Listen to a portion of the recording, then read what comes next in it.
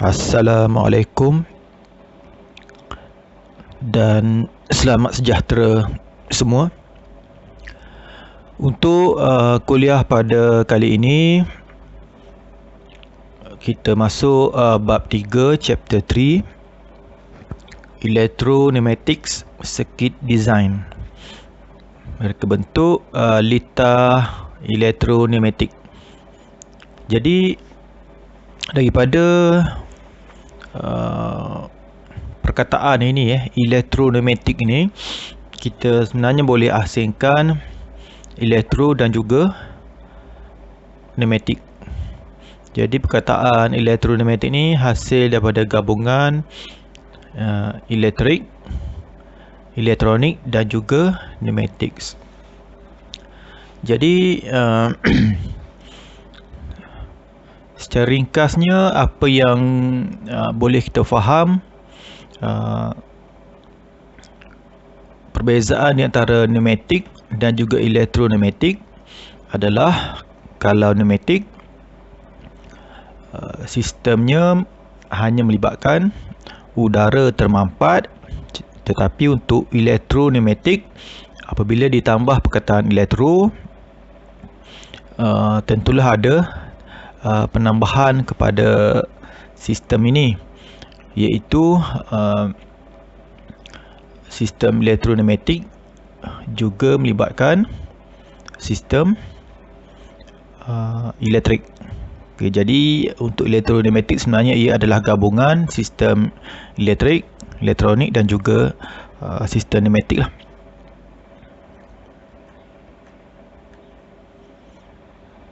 Jadi sebelum pergi lebih terperinci tentang bab 3 ni, sebagai pengenalan, sila lihat video litar elektroneumatik yang simple ini, yang mudah ini. Tengok cara saya gunakan software Automation Studio.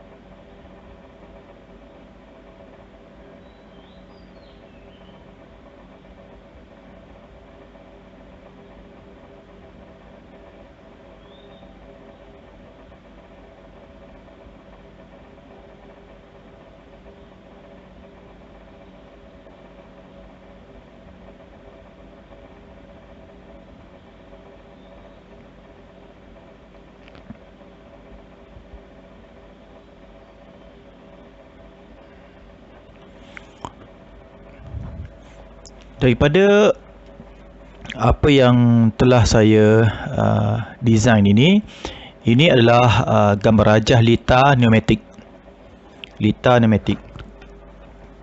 Jadi kalau kita perhatikan apakah beza berbanding litar pneumatik dalam bab-bab sebelum ni. Okay, bezanya adalah kita tengok di sini kita masih lagi menggunakan control valve, iaitu 5/2 DCV sebagai control valve untuk mengawal pergerakan double acting cylinder ini. Tetapi kita tengok methods of activation, kaedah bagaimana injap ni digerakkan, diaktifkan. Okey, ada simbol ini. Okey, ini adalah simbol bagi solenoid. Y1 adalah label yang mewakili solenoid sebelah kiri. Y2 mewakili simbol solenoid sebelah kanan. Jadi ini yang berbeza berbanding pneumatik tulen ataupun pneumatik sahaja. Untuk elektroneumatik, yang elektriknya adalah pada solenoid. Okay, pada solenoid. Solenoid ini yang mengawal pergerakan control valve ini, DCV 5/2. Jadi berbezanya berbanding pneumatik saja. Sebelum ni control valve ini dikawal menggunakan air pressure. Kiri dan kanan dikawal oleh tekanan angin. Jadi untuk elektro, bahagian elektriknya adalah untuk memberi signal kepada DCV ni. Tetapi pergerakan keluar masuk piston masih lagi dikuasakan oleh compressed air. Seterusnya kita tengok litar elektrik untuk sistem elektroneumatik ni.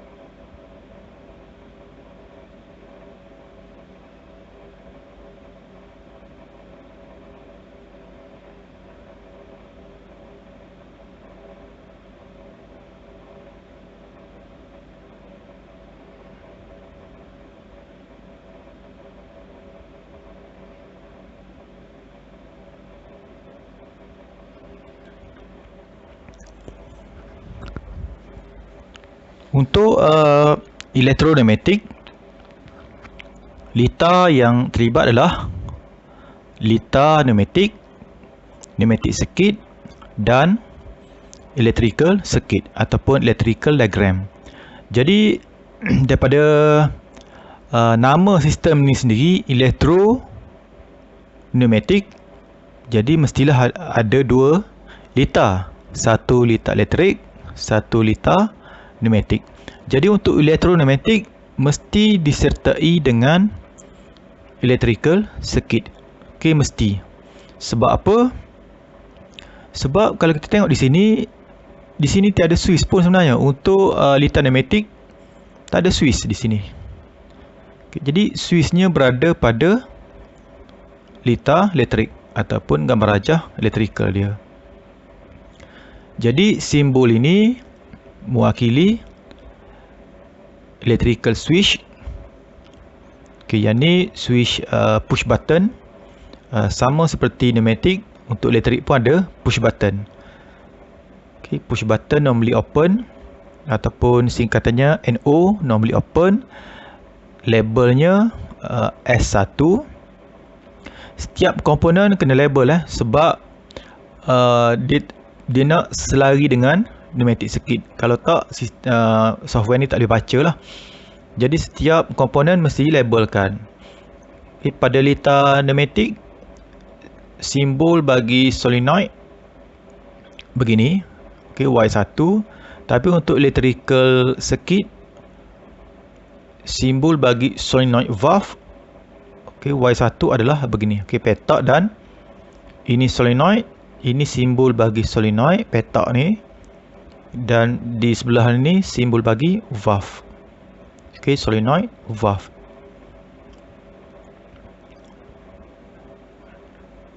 Dan sebelah sini pula simbol untuk push button switch yang kedua, labelnya S2, dan ini solenoid valve Y2. Jadi anda semua tengok tadi bagaimana cara saya nak pilih komponen pada library tadi.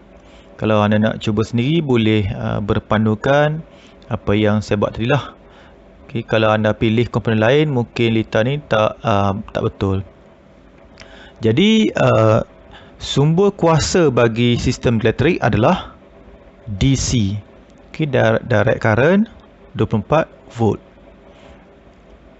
Jadi sistem elektrikal yang digunakan dalam elektroneumatik menggunakan arus terus. Arus terus 24 volt. Okay, biasanya. Jadi kita tak boleh guna secara terus lah sumber kuasa daripada plug dekat rumah atau dekat lab. Mesti tukar dulu daripada AC arus ulang alik kepada arus terus ke AC ke DC, dan voltagenya perlu dikurangkan kepada 24 volt. Jadi untuk elektroneumatik mestilah ada dua litar. Litar pneumatik dan juga litar elektrik. Okey, dan daripada litar ni tadi kita boleh tengok dia punya simulation dia macam mana.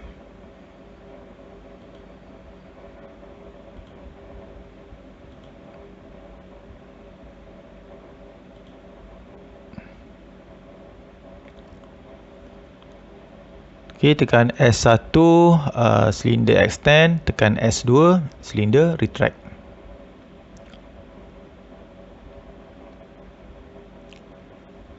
Jadi untuk electrical diagram ni sebenarnya ada dua cara, dua kaedah ataupun dua piawai, dua standard yang diguna pakai, iaitu IEC standard, International Electrotechnical Commission, ataupun Europe style, Europe standard yang saya dah lukis tadi, dan standard yang kedua JIC, Joint Industrial Council, ataupun US standard.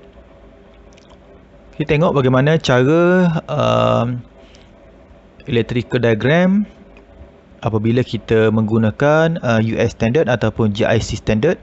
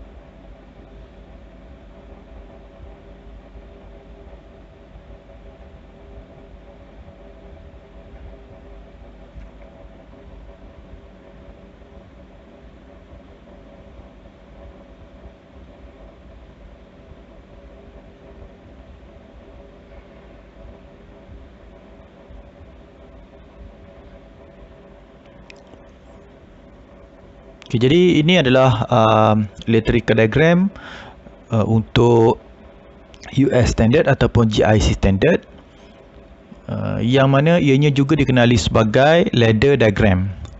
Ladder diagram digunakan untuk programming PLC.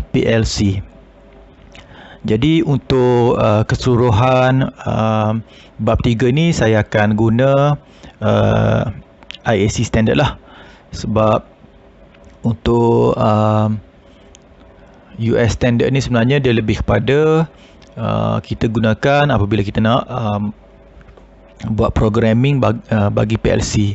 Apakah PLC? Nanti lepas ni saya akan ceritakan apakah maksud PLC.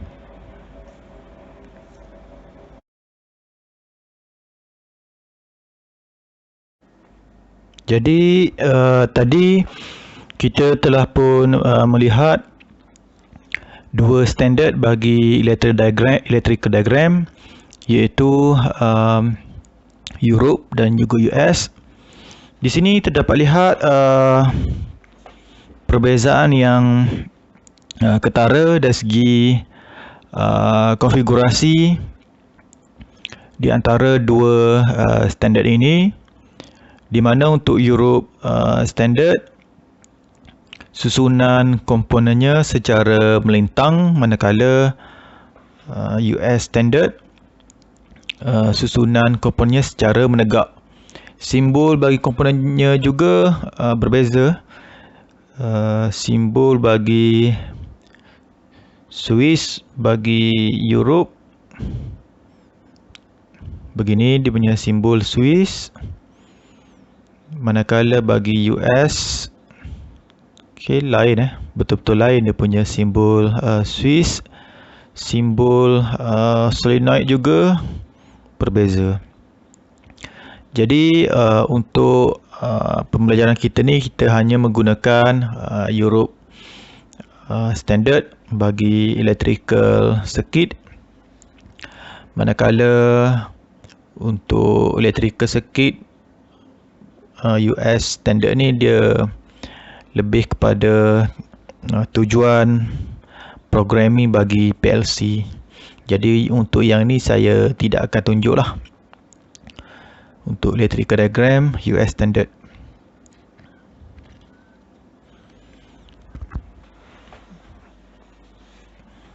Okay, jadi elektroneumatik ni sebenarnya digunakan secara meluas lah dalam industri, dalam aplikasi sebenar, di mana dalam aplikasi sebenar menggunakan automasi seperti dalam production, assembly dan sistem packaging.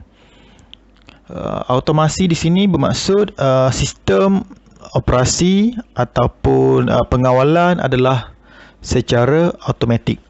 Jadi kita nak semaksimum mungkin proses ataupun pengawalan secara automatik dengan meminimalkan tugas-tugas manusia. Jadi sistem ini dipacu oleh kawalan elektroneumatik lah. Jadi dalam elektroneumatik, kebanyakan komponen ataupun boleh saya katakan hampir semua komponen dikawal menggunakan litar elektrik ataupun litar elektronik, yang memacu ataupun menggerakkan penggerak akhir saja ataupun silinder saja yang menggunakan kuasa udara termapat. Yang lain semuanya menggunakan kuasa elektrik ataupun elektronik. Jadi dalam sistem elektroneumatik, pelbagai komponen elektronik, elektromagnetik, switch diintegrasikan dan dikawal menggunakan PLC biasanya, yang mana programmingnya menggunakan komputer, dan ini menggantikan pengawalan secara manual.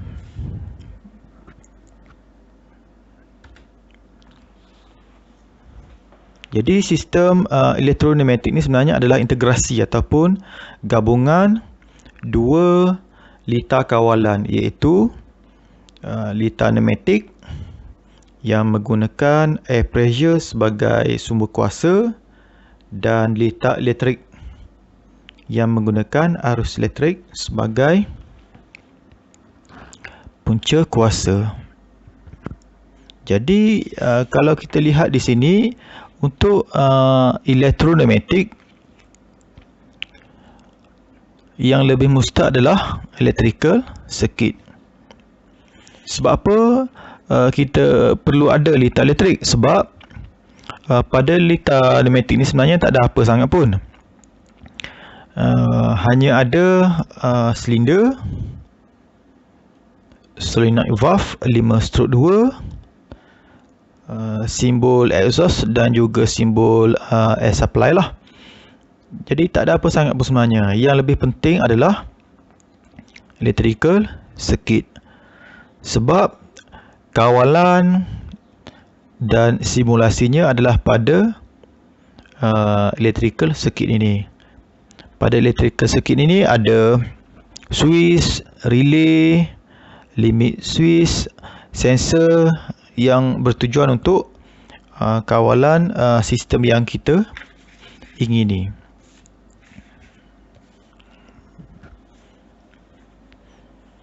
Jadi dalam aplikasi sebenar, kawalan adalah complicated, melibatkan banyak aktuator, pelbagai sequence yang diperlukan, melibatkan banyak signal input-output seperti penggunaan sensor.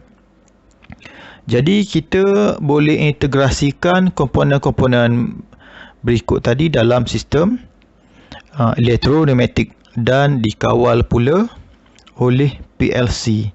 PLC ni singkatan bagi programmable logic controller. Dia macam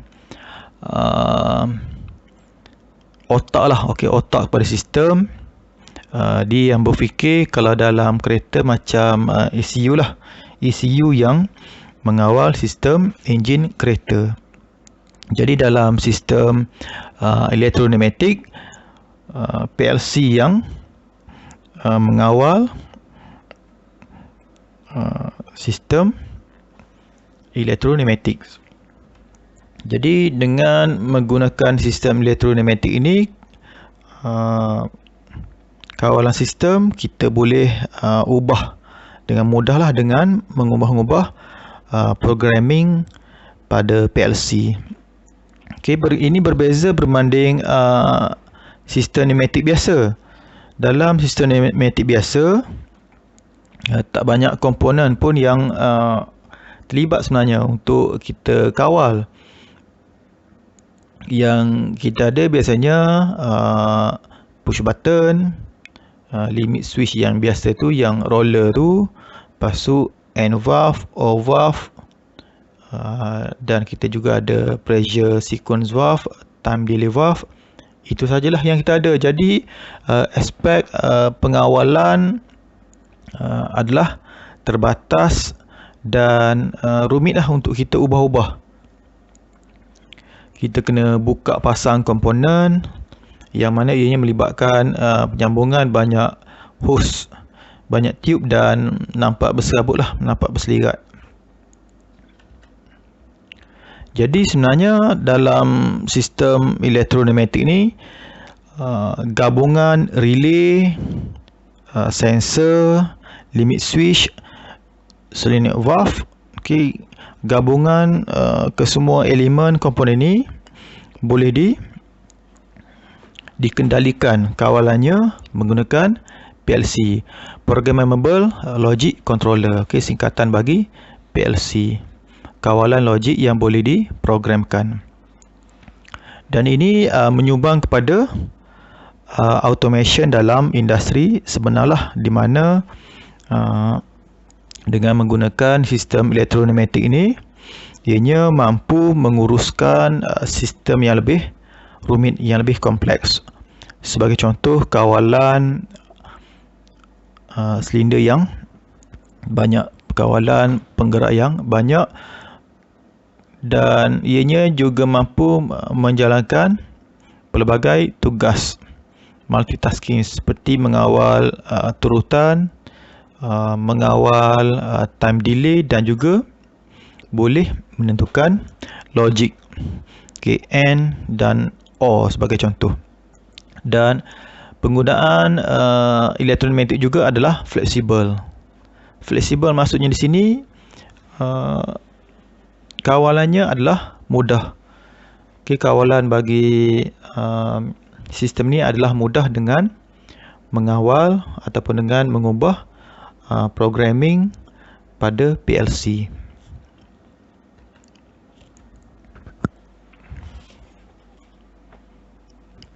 Berikutnya kita tengok signal flow, aliran isyarat bagi electroneumatic. Di sini saya letak sebelah-sebelah signal flow bagi pneumatics dan juga signal flow bagi electroneumatic. Tujuannya untuk membezakanlah di antara kedua-dua sistem ini.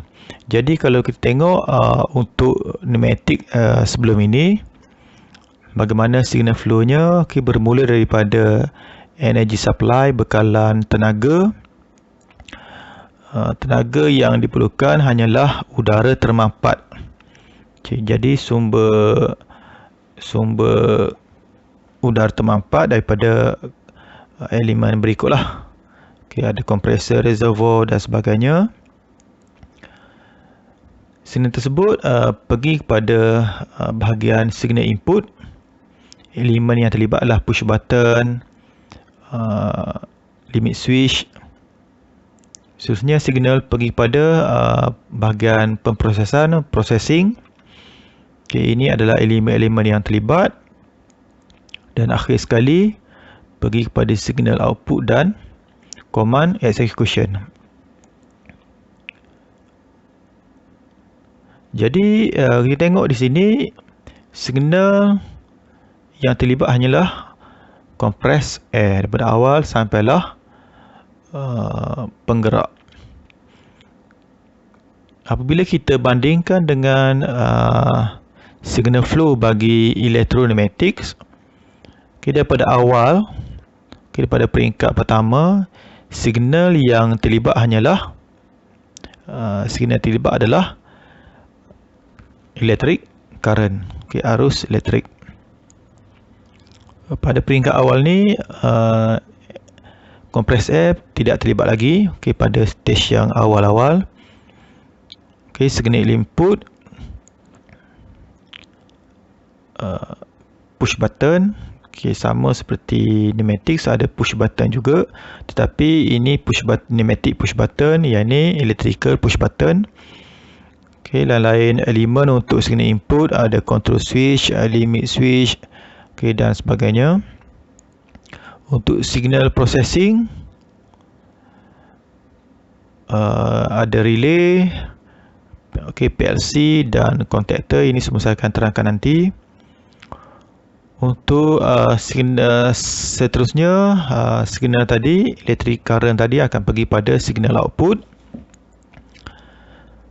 Dan bahagian ini adalah interface ataupun perantara di antara elektro dan juga pneumatics, di mana pada DCV, pada signal bahagian signal output ini, DCV, di sini terdapat dua-dua signal, iaitu electric current dan juga compressed air. Jadi pada bahagian yang terakhir, bahagian pneumatik lah, di mana compressed air akan menggerakkan actuator. Jadi daripada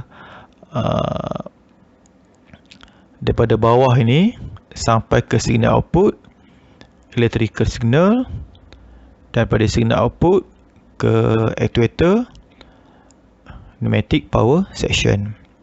Jadi pada bahagian signal output ni terdapat dua signal lah sebenarnya, signal electric current dan juga compressed air.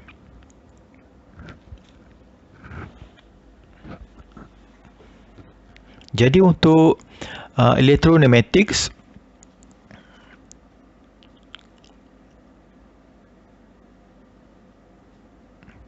terdapat dua signal. Okey, terdapat dua signal iaitu electrical dan compressed air. Jadi kita tengok di sini untuk pneumatic dan juga electropneumatic, dua-duanya ada pneumatic power section lah. Manakala dalam kawalan electropneumatic,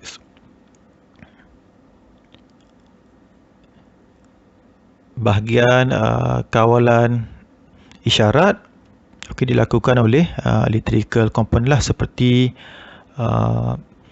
push button, switches ataupun sensor, relay dan juga PLC. Daripada litar pneumatik ini, kita dapat lihatlah bagaimana dikatakan DCV 5/2 ini ataupun valve yang mengawal silinder ini sebagai interface, sebagai perantara di antara section electrical dan juga section pneumatic. Sebab kalau kita tengok di sini pada DCV ini terdapat dua signal lah. Okey, dua signal iaitu electrical yang menghidupkan solenoid dan juga DCV ini juga mengawal air pressure yang melalui control valve ini. Berikut adalah senarai kelebihan sistem electropneumatic yang mana sebahagiannya saya dah terangkan tadi. Yang pertama, greater reliability, maksudnya kebolehan yang lebih baiklah, sebab bahagian-bahagian yang bergerak dapat dikurangkan. Jadi bahagian-bahagian yang haus dapat dikurangkanlah. Yang kedua, dapat mengurangkan kerumitan semasa pemasangan. Jadi dengan menggunakan sistem electropneumatic ini, komponen-komponen dan tiub penyambungan dapat dikurangkan. Dan ini bermaksud keseluruhan sistem tadi dapat dikecilkanlah. Jadi ianya dapat menjimatkan ruang kerja. Kelebihan yang ketiga, seperti mana yang saya beritahu tadi, sistem electropneumatic ini senang diubah suai dan diadaptasi mengikut keinginan pengawalan kita lah. Ini disebabkan oleh kesemua komponen-komponennya menggunakan arus elektrik. Jadi kesemua komponen tadi boleh digabungkan, diintegrasikan dan dikawal menggunakan PLC ataupun microcontroller yang lain.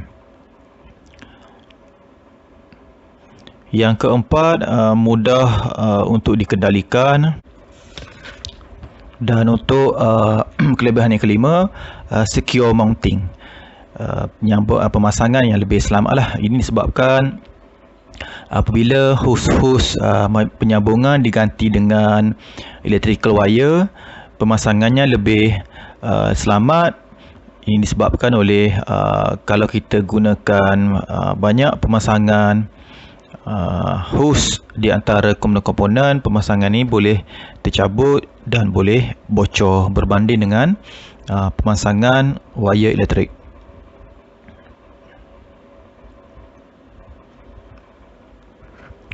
Components of electropneumatic system. Kita lihat apakah komponen-komponen yang terlibat dalam sistem elektropneumatik. Secara umumnya ada 5 komponen dalam sistem elektropneumatik ini. Yang pertama, DC power supply, bekalan kuasa arus terus. Yang kedua, switch. Yang ketiga, relay. Yang keempat, solenoid valve. Yang kelima, sensor penderia. Okay, jadi kita tengok secara terperinci setiap komponen-komponen yang terlibat ini. Yang pertama, bekalan kuasa arus terus, direct current power supply. Jadi kegunaan DC power supply ini sebenarnya komponen-komponen elektrik dan elektronik yang terlibat dalam sistem elektropneumatik ini menggunakan bekalan kuasa arus terus, dan voltanya biasanya 24 volt. Jadi kita kena convert dan reduce. Okay, bekalan kuasa voltagenya kena tukar pada AC kepada DC, dan daripada 230 volt kepada 24 volt sahaja. Untuk dalam lab kita ni, saya tunjukkan dalam video ini bagaimana kita menukarkan bekalan kuasa AC kepada DC, dan sebenarnya konverter itu telah tersedia dalam workstation lah.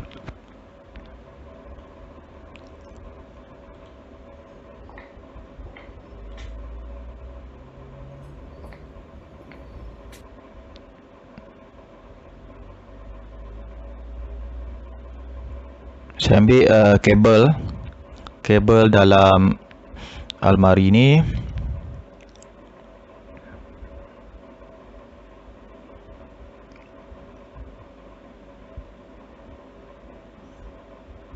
Ini yang sepatutnya pelajar buatlah semasa sesi lab sebenarnya.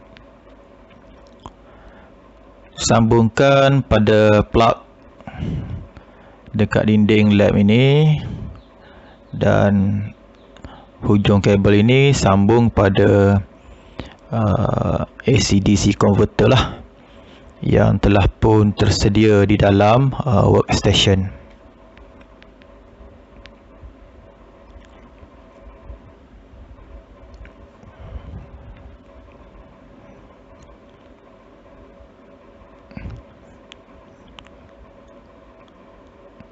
Apabila switch ni di on, maksudnya DC power supply 24 volt telah tersedia.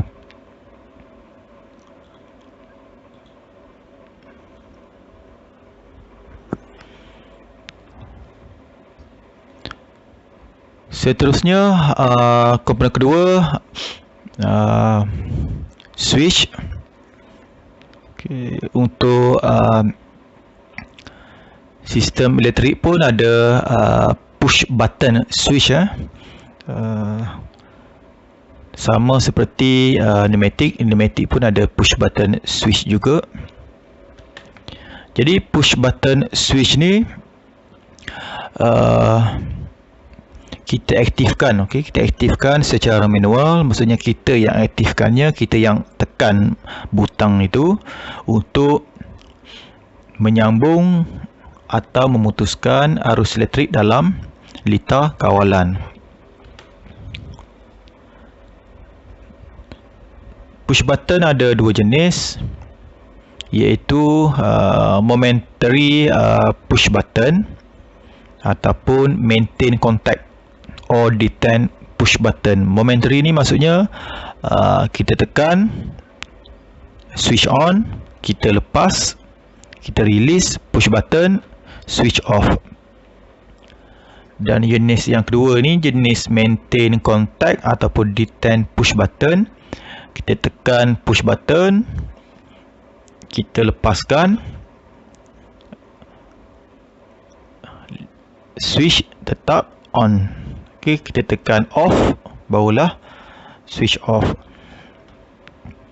Jadi kena faham di sini sebenarnya apakah beza dua jenis push button ini, sebab ianya berbeza peranan di dalam sesebuah litar pengawalan. Okey, terdapat tiga jenis push button, mengikut fungsi, mengikut kefungsiannya, iaitu pertama normally open ataupun ringkasannya NO. Yang kedua normally close, ringkasannya NC. Dan yang ketiga change over, CO. Okey, ringkasannya CO. Okey, jadi kita tengok bagaimana ketiga-tiga jenis push button ini berfungsi. Okey, yang pertama kita tengok jenis NO, normally open. Normally open bermaksud switching element ini dengan kontak tidak bersentuh dalam keadaan initial ataupun normal position sebelum butang. Okey, button ini kita tekan, switching element dan juga kontak tidak bersentuh.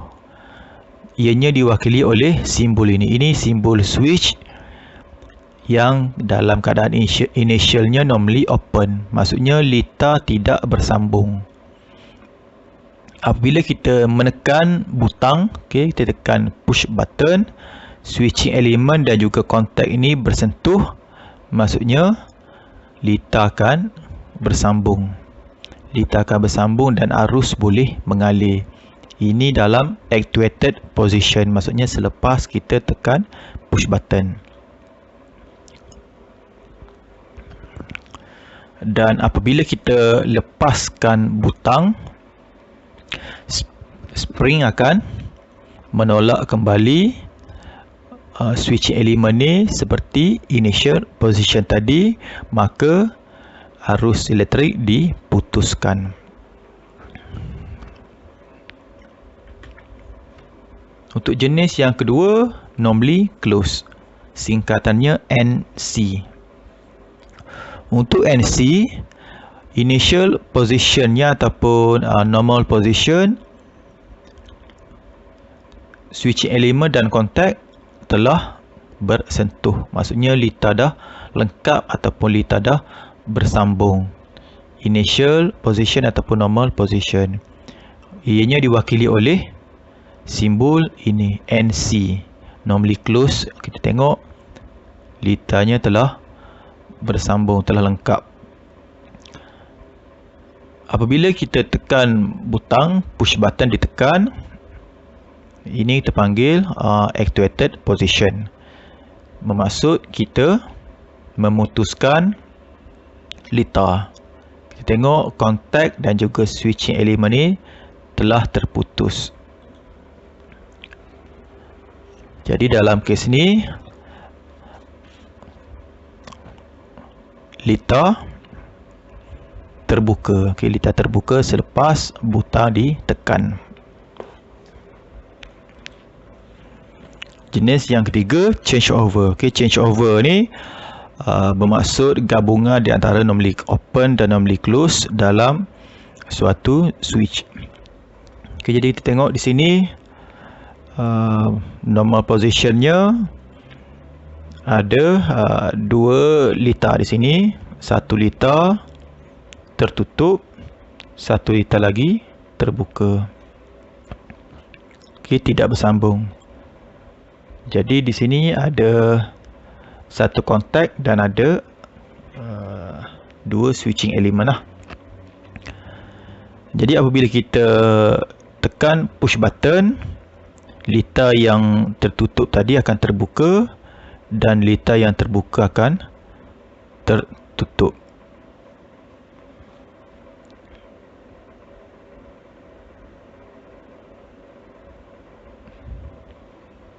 Ianya diwakili oleh simbol ini, Okay, dalam keadaan sekarang ni arus mengalir pada litar yang ini, dan apabila kita tekan push button, litar yang ni akan terputus dan litar yang satu lagi akan terbuka, ataupun litar yang satu lagi akan tersambung ataupun dilengkapkan.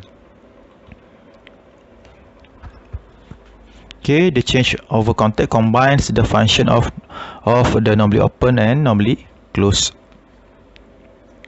Nanti normally open, normally close dan change over ni akan diterangkan lagi pada bahagian yang berikutnya. Jadi di sini saya tunjukkan video apakah maksud normally open dan normally close.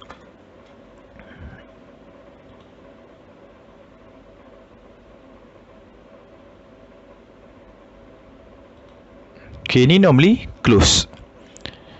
Switch ini dalam keadaan normally close. Maksudnya pada initial positionnya litar memang telah bersambung.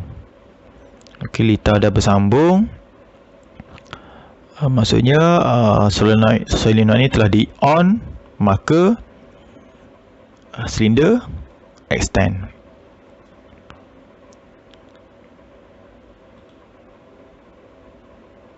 Apabila kita tekan push button, sebenarnya kita telah memutuskan litar. Jadi silinder ini di switch off, maka tolakan spring menyebabkan silinder kembali retract.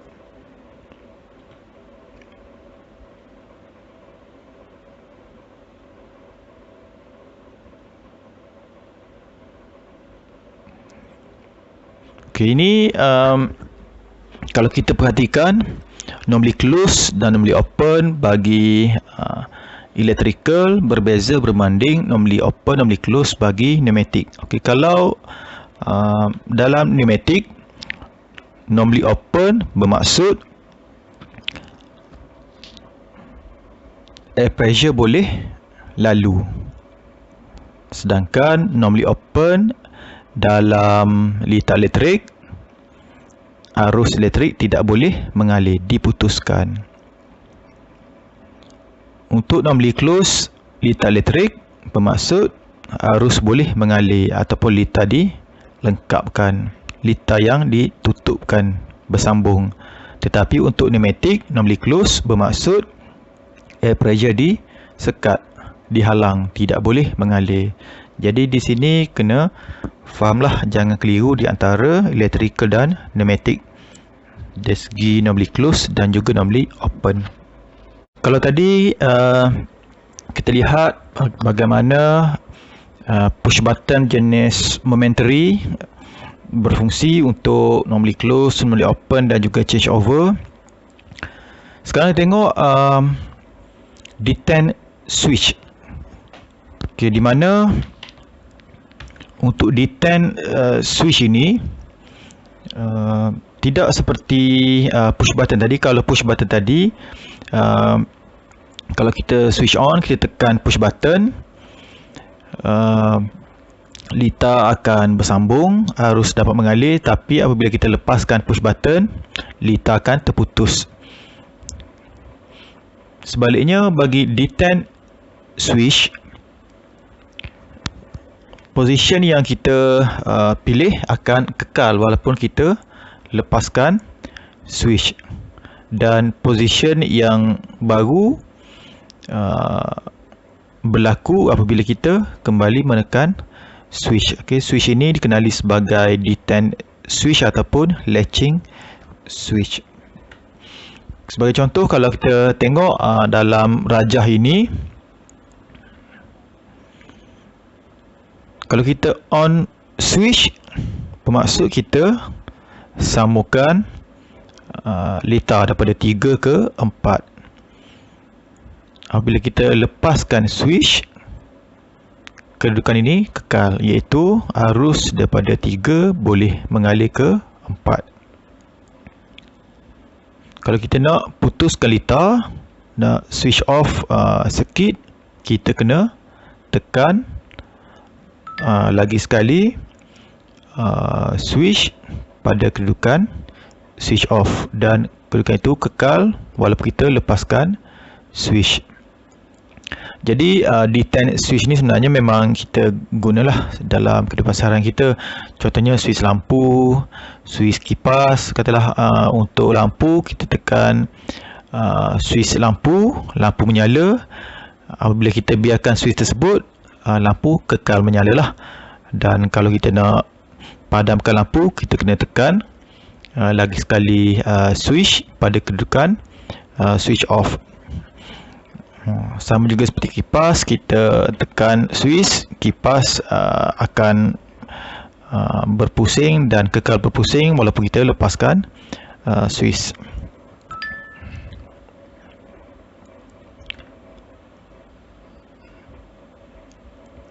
Jadi di dalam lab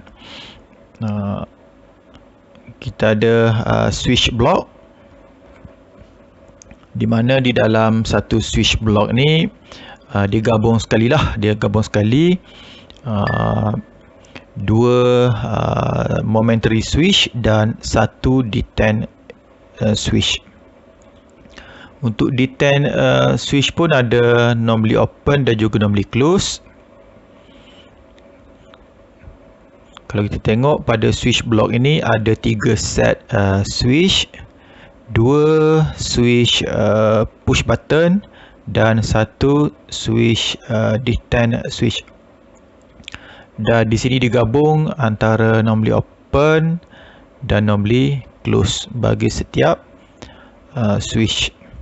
Maksudnya kalau kita nak normally open, kita letaklah pada point di sebelah kiri ini. Kalau kita nak penyambungan litar kita normally close, kita letak pada set sebelah kanan ini.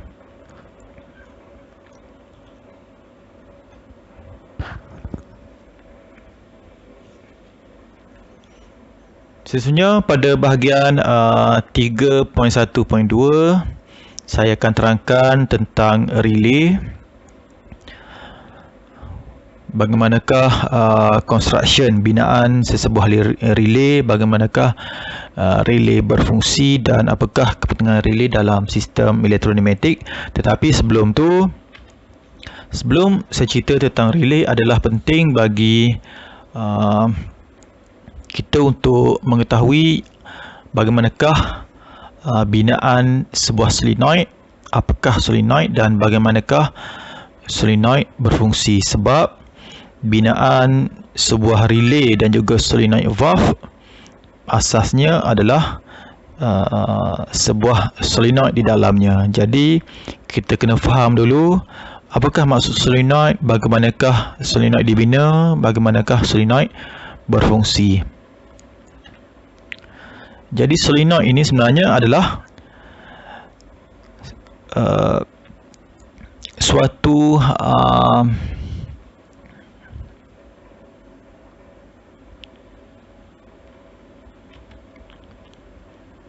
satu wire, sebenarnya satu wire. Okey, satu wire biasanya kita gunakan copper wire lah, copper ataupun cuprum, di mana copper ni adalah pengkonduksi arus elektrik dan haba yang baik lah. Biasanya dalam wiring, pendawaian, dalam komponen elektrik dan elektronik digunakan copper wire. Jadi solenoid ni sebenarnya adalah terdiri pada wire yang panjang lah, copper wire yang panjang dan dililit. Okey, dililit menjadi satu gegelung, dalam bentuk helix yang padat, yang dipadatkan. Kalau kita tengok gambar raja ini menunjukkan suatu binaan solenoid, copper wire yang dililit secara padat membentuk suatu gegelung, coil. Okey, coil ni bermaksud gegelung solenoid. Okey, asalnya satu wire yang panjang lah, satu wire panjang dililit, okey, dibuat dalam bentuk helix dan padatkan berbentuk coil ataupun gegelung. Dan kalau boleh juga kita letak satu teras metal lah, teras metal logam. Kalau tak letak metal pun tak apa, nanti tengok bagaimana kes ada metal. Bila masa pula kita memerlukan metal dalam gegelung solenoid ini. Jadi apabila arus elektrik dibekalkan dalam wire solenoid ini, ianya akan menyebabkan wujudnya medan magnet di sekeliling coil ini.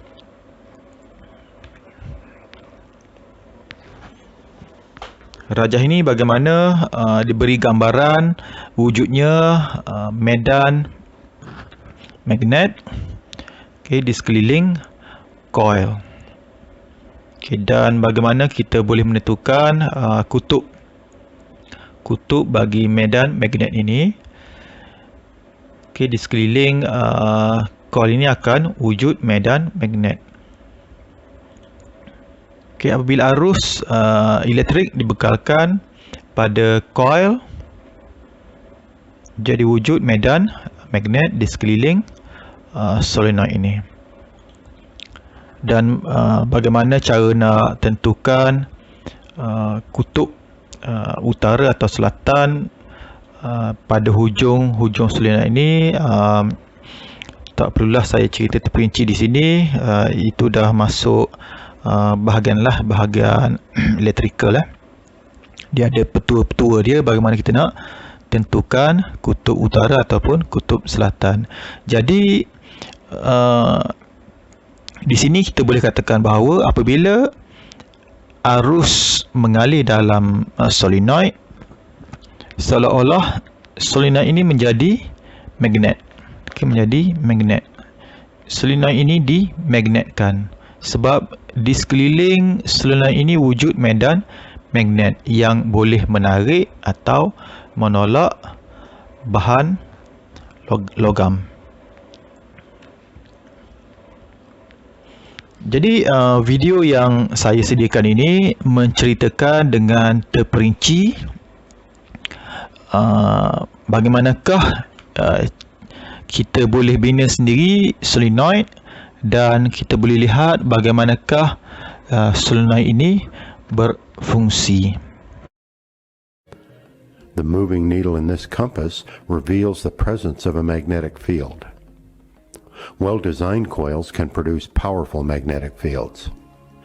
I'm going to build a simple solenoid using 12 meters of fine insulated magnet wire, a 4-inch common nail, a straw, and 4 AA batteries. I start by wrapping 12 meters of 28 gauge magnet wire close to one end of a straw, creating a coil. I have to leave both ends of this coil exposed. Magnet wire is coated with a clear insulator. I'm using sandpaper to remove this insulation, exposing the bare copper wire. This 4-inch iron nail fits perfectly into the coil end of the straw. Connecting the two leads to a battery, we witness the magnetic field moving the iron nail.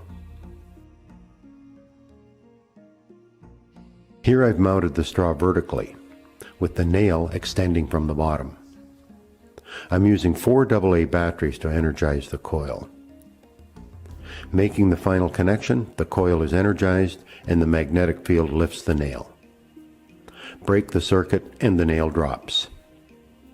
I'm using gravity to return the iron nail to its original position. Many solenoids use springs to return the iron core to its start position. I'm only energizing the coil for a few seconds. It can get hot. We can see how the linear motion of this mechanism could be used to control the locks on a door or open and close the valves in a washing machine. In robotics, if a quick motion is required, solenoids are often used. Daripada video tadi kita boleh lihat bagaimana kita boleh buat sendiri solenoid dengan mudah. Kita lilit wayar copper menjadi gegelung ataupun coil berbentuk helix yang padat.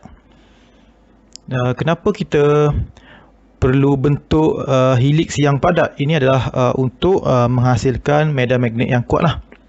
Jadi solenoid menggunakan prinsip elektromagnet di mana terhasilnya medan magnet dari arus elektrik.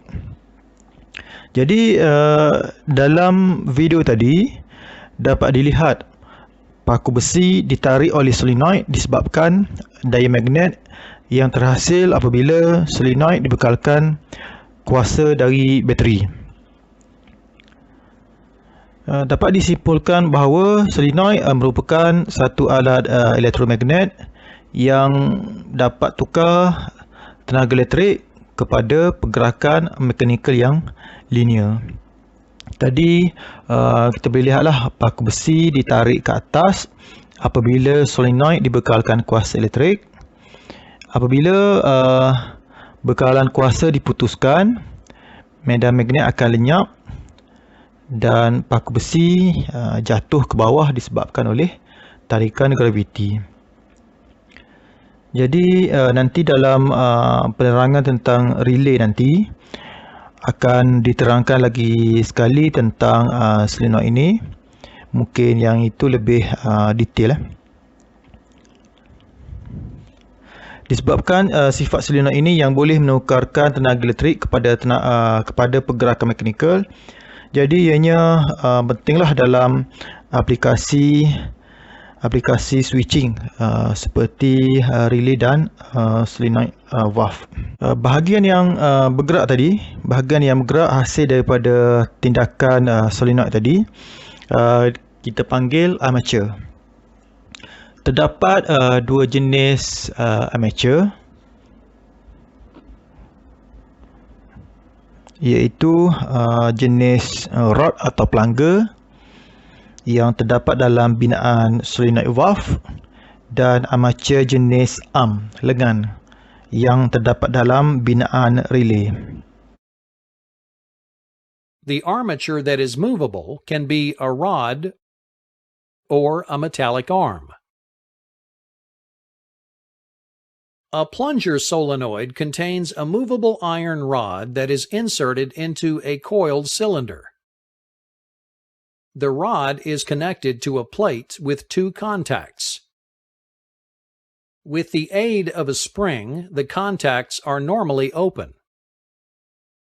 When an electrical current passes through the coil, it generates a magnetic field that attracts the rod into the coiled chamber. The movement of the rod will move the contacts into a closed position. When the current is turned off, the magnetic force is removed, and the tension in the spring forces the rod back out to its original resting position. This back and forth motion of the rod to control a circuit is used to operate a variety of mechanical devices. Solenoids can also function to control a secondary circuit using a metallic arm. When an electrical current is passed through a coil surrounding a metal core, again a magnetic field is created. In this assembly, the metal arm moves toward the metal core. Thus, the movable contact makes a connection with a fixed contact to close the switch and energize a secondary circuit. When the electrical current to the solenoid is turned off, the magnetic field disappears and the contact is broken as the spring returns to its resting position.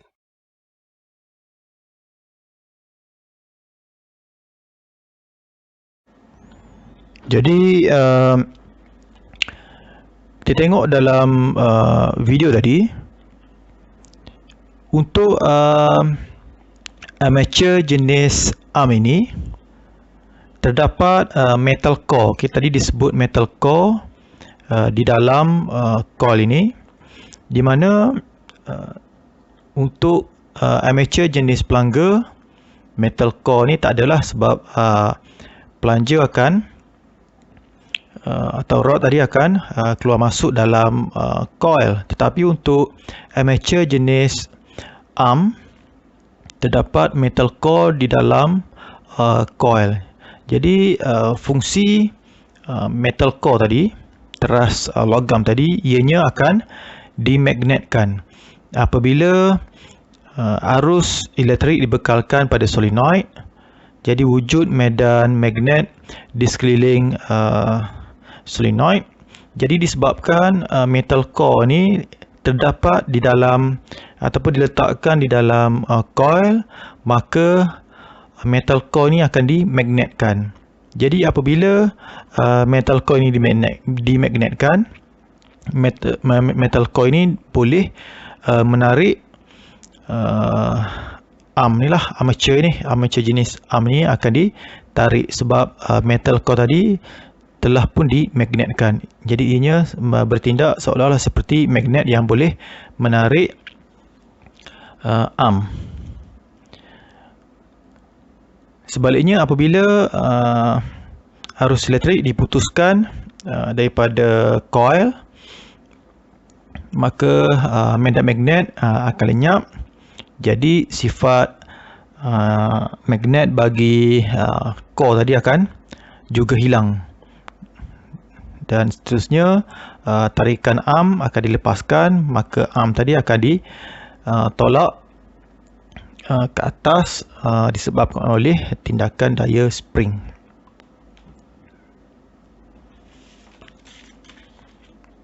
Seterusnya kita lihat pula bagaimana gerakan pelangga tadi boleh menghasilkan tindakan tolakan dan tarikan.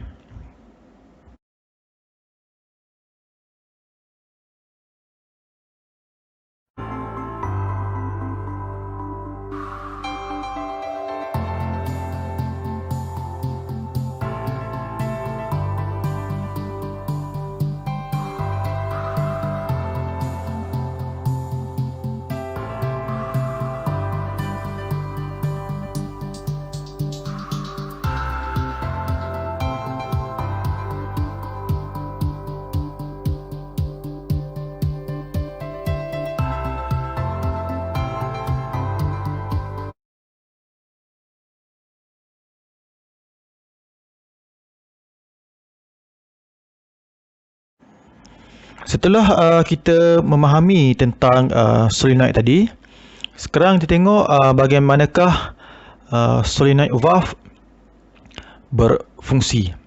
Okay, jadi solenoid valve menggunakan armature jenis pelangga ataupun rod, di mana rod ini akan ditarik oleh daya magnet apabila coil ini diberikan tenaga. Diberikan tenaga di sini maksudnya arus elektrik diberikan pada coil, maka coil akan menghasilkan medan magnet di sekelilingnya. Jadi medan magnet ini akan menghasilkan daya tarikan magnet yang menarik pelangga memasuki dalam coil ini. Jadi pada keadaan ini spring akan termampat. Okay, jadi pelangga akan ditarik ke kiri. Jadi spool yang bersambung pada pelangga akan tertolak ke kiri jugalah. Jadi ternampak bagaimana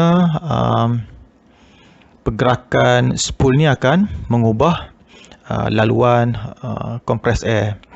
Untuk keadaan valve actuated, laluan udara adalah daripada P ke A.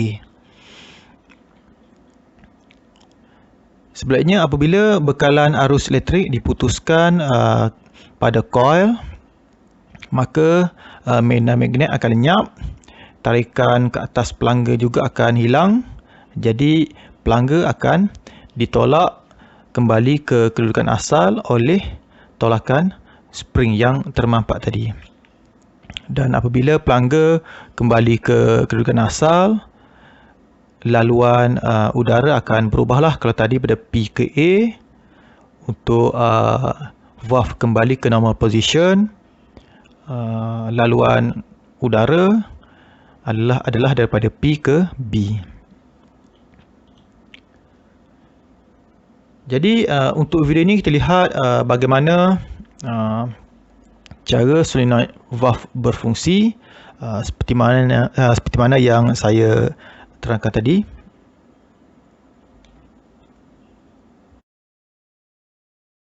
Now, let's take a look at the components and simplified mechanism of this directional control valve.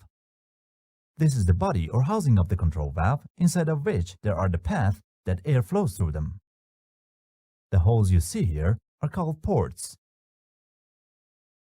Within the housing, there is a moving part that leads the air toward different ports of the valve and blocks the others. This moving part is commonly referred to as a spool. The component that causes the spool to move within the housing is an electric solenoid. This is the neutral or rest position of the spool. As you may be familiar with solenoids, when it gets energized by a command from the PLC card, the coil will push the spool and thus it will squeeze the spring on the other side. As a result, you see the piston of the cylinder move to the right side. As long as the PLC's commands remains on the solenoid, the position of the spool will remain still, and the compressed air will cause the piston to keep its last position. As soon as the PLC removes the command, the spring will return the spool to its first position, and the air path will be changed. Therefore, the air behind the piston will be purged into the atmosphere via the valve exhaust port. And in each stage, some arrows show the path that air can flow through them on that specific position. As I've mentioned, this valve has 5 ports, and this is the ISO designation of the ports, which is a common practice. But sometimes you may see an alternative designation of the ports in DCVs by alphabets, in which the P is for power or pressure that comes from the air source. The EA and EB are for the exhaust ports, and the A and B are the output ports to or from the actuator. This is the sign for the electric solenoid, and this one is for the spring return. In our circuit, when the valve is in its rest position, this square is active. When the solenoid gets energized and the spool changes position, the other one is active. Jadi kalau saya recall balik di bawah tajuk valve yang saya pernah ajar dulu, saya dah nyatakan bahawa terdapat 5 kaedah bagaimana injap diaktifkan, ataupun lebih tepat lagi cara spool digerakkan dalam sesebuah valve. Jadi salah satu kaedah bagaimana injap ini diaktifkan adalah seperti mana yang saya cerita panjang lebar tadilah, iaitu diaktifkan secara elektrik, di mana arus elektrik dibekalkan kepada solenoid, dan solenoid ini akan menolak atau menarik spool bagi mengubah laluan bekalan udara termampat.